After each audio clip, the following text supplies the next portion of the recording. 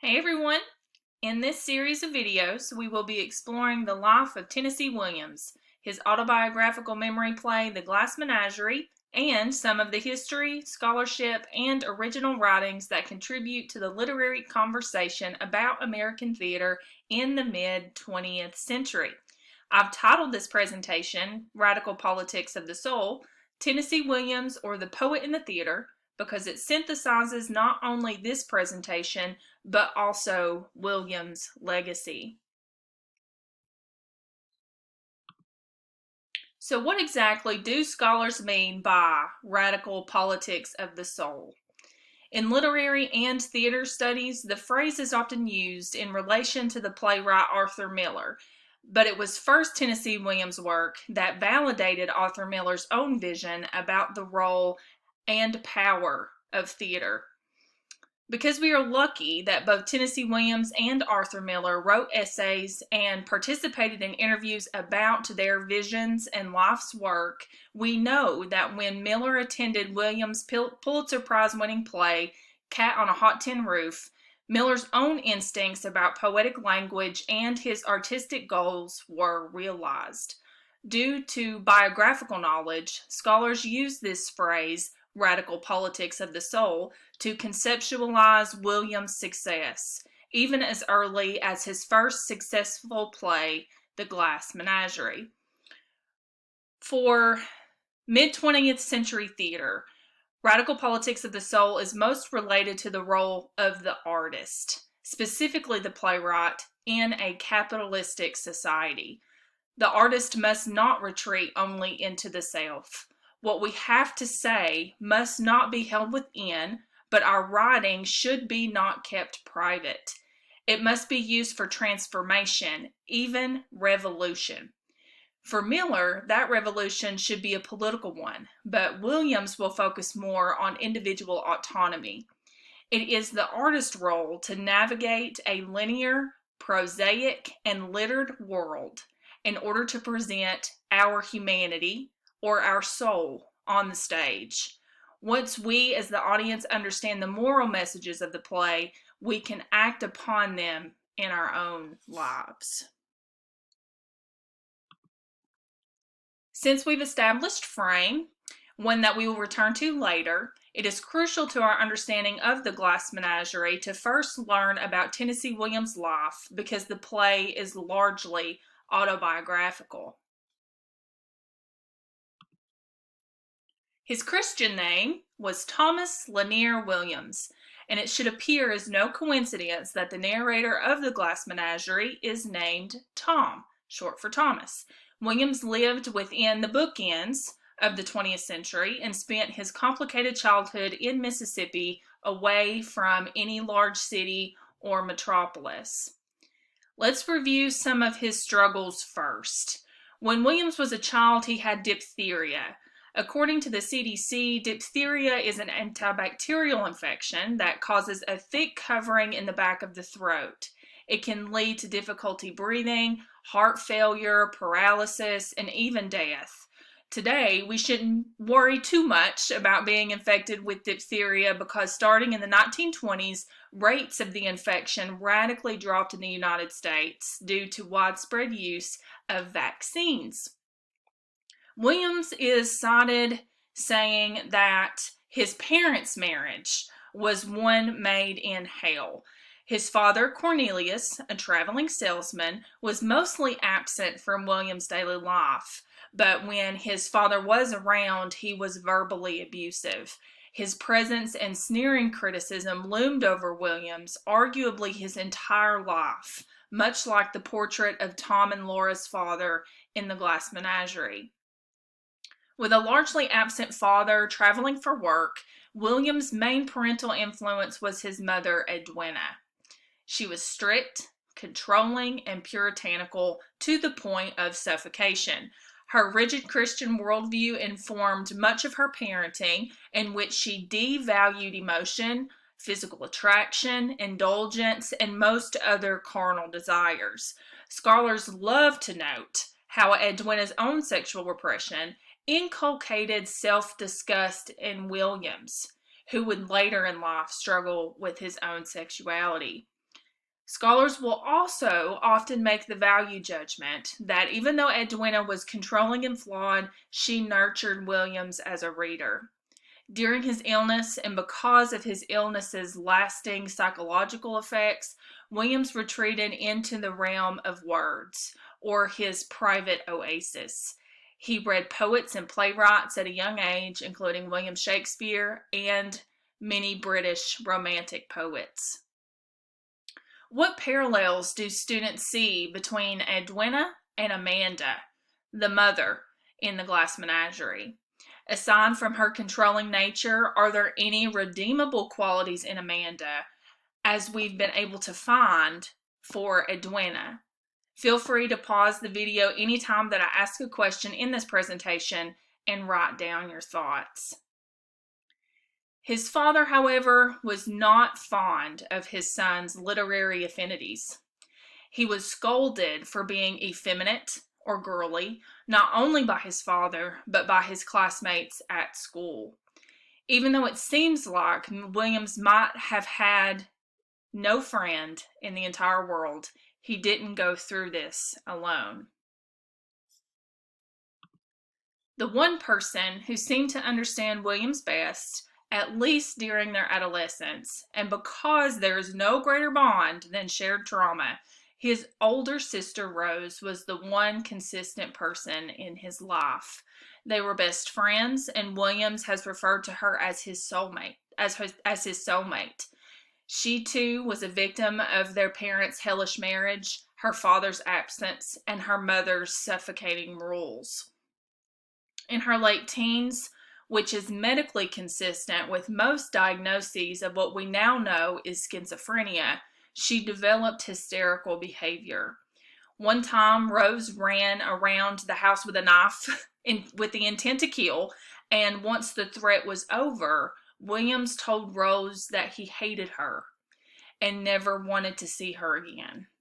Williams regretted his outbursts for a long time to come because it was one of the last times that Rose would live with them.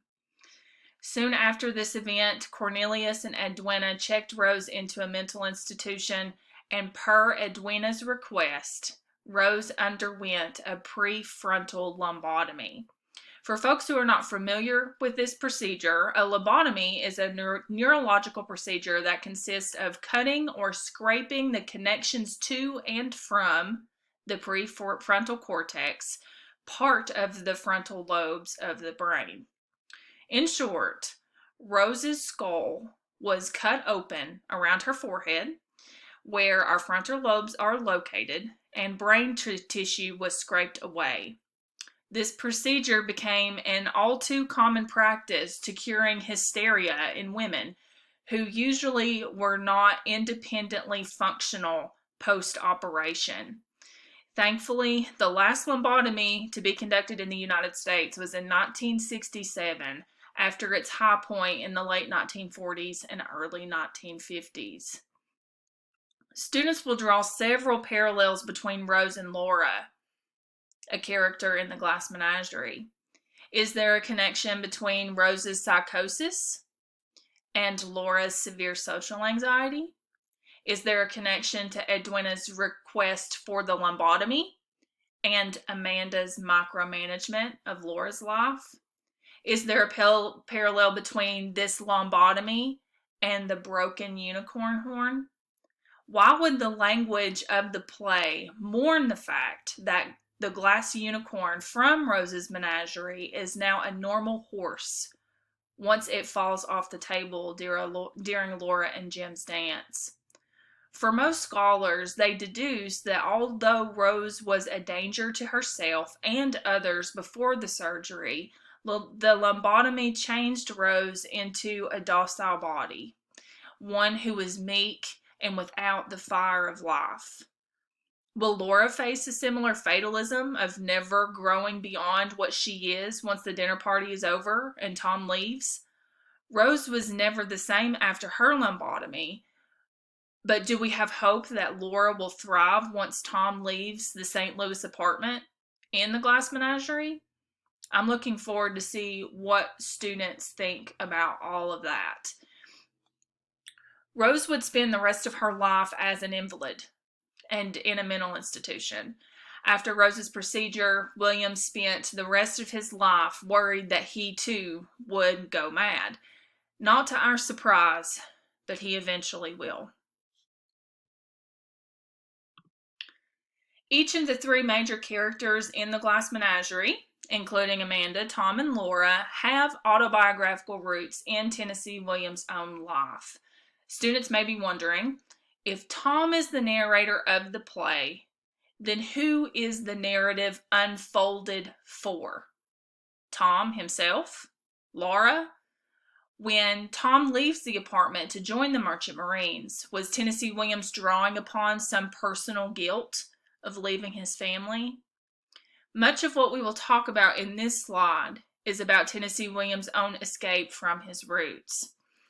After a rural childhood in the South and Mississippi, the family moved to St. Louis, Missouri, the same setting as the Glass Menagerie, when Cornelius, their father, found work there as a salesman. Williams absolutely abhorred living in St. Louis because their lives were too fast, too small, and too loud. He was used to open spaces, but in St. Louis they lived in a very small apartment. It was nothing short of a culture shock for them. For more information about this hatred, please see Williams' essay in content entitled "The Author Tells Why It Is Called the Glass Menagerie." It's a great essay. With enough hurdles behind him, Williams decided to buckle down and became serious about writing at the age of 19.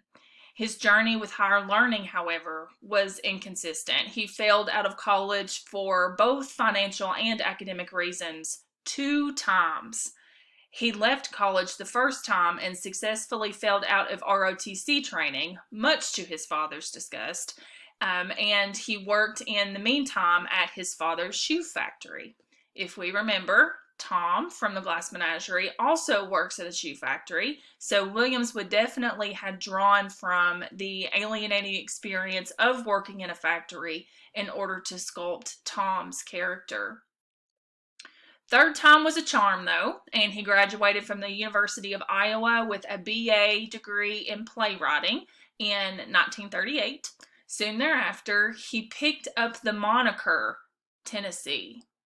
There are a couple of reasons why he changed his name.